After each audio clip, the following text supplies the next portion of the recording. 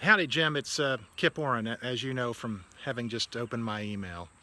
I'm calling you from my backyard here. Just wanted to touch base with you. I'm really disappointed that we couldn't talk tonight at 6 o'clock so that we could talk about the issues that I'm having with your organization and its inaction and unwillingness or inability to enforce its own standards and carry out its stated mission of protecting consumers.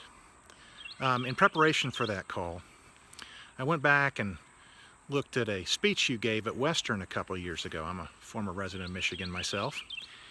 And in that speech, you talked about how BACB now has a global footprint, a global mission to protect consumers. But let me just state the obvious, Jim, in all candor. You can't protect consumers globally if you're not protecting them right here at home.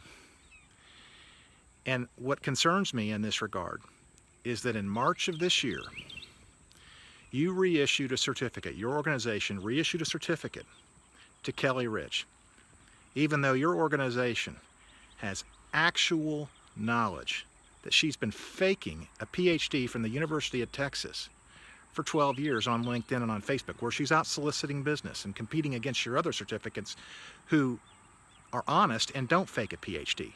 Now, I don't know about you, but I've never met somebody who has the chutzpah to go out and fake a Ph.D.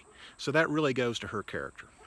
And your organization also has actual knowledge about Miss Rich's methods in El Campo, Texas, in which a child with a neurological condition and with special needs was illegally restrained over 30 times over the course of 3 or 4 months. And what did she do in response to that? Well, one, she paid out a 6-figure settlement because she knew she had some liability. But more than that,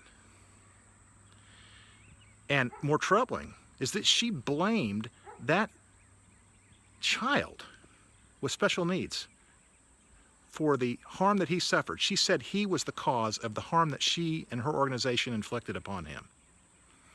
And she was deposed in that case for over 6 hours, and she turned around in my case, turned around a few years later, didn't learn a thing, and went out without parental consent, without consulting with me, and did the same thing to my kid with special needs. Intentionally aggravated and upset him so that he became an imminent threat of serious harm to self and others. She rounded up 4 to 5 other adults to help her do that.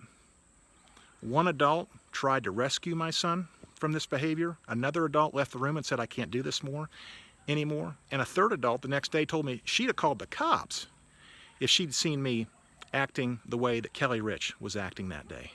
So I don't know how she's able to teach behavior when she engages in such terrible behavior herself. Look, our interests are aligned here. You want an organization, presumably, that carries out its mission of protecting consumers, and I want you to do that because I'm a consumer. So I'm just flabbergasted that I can't get a call back. As I've told you and told other board members, I'm on the board of a nonprofit that helps kids with a neurological condition myself. And it's just inconceivable to me that I wouldn't return a call.